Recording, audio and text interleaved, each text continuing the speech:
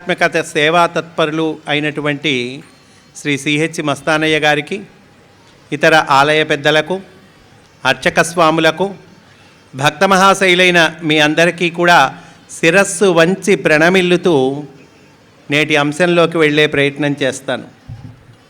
శ్రీమద్ రామాయణములోని కిష్కింధకాండ, అందులోని ధర్మ సూక్ష్మములు. అంటే మొన్ననే మనము శ్రీరామనవమి పండగ జరుపుకున్నాం.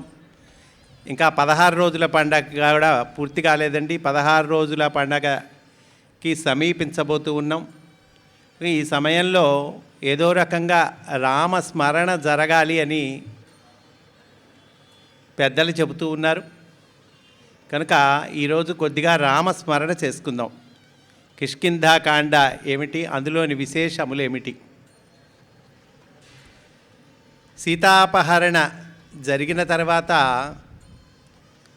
రామచంద్రమూర్తి, లక్ష్మణస్వామి ఇద్దరూ కూడా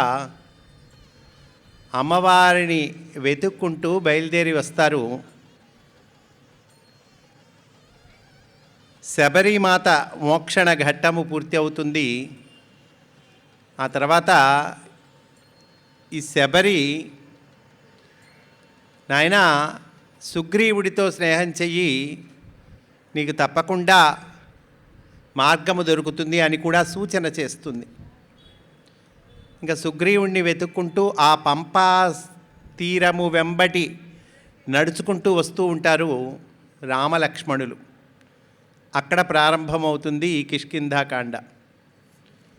అంటే ఎక్కడెక్కడ దీర్ఘం పెట్టాలి, ఎక్కడెక్కడ దీర్ఘం పెట్టకూడదు తెలుసుకోవాలి. కిష్కింధకాండ అనకూడదు, కిష్కింధ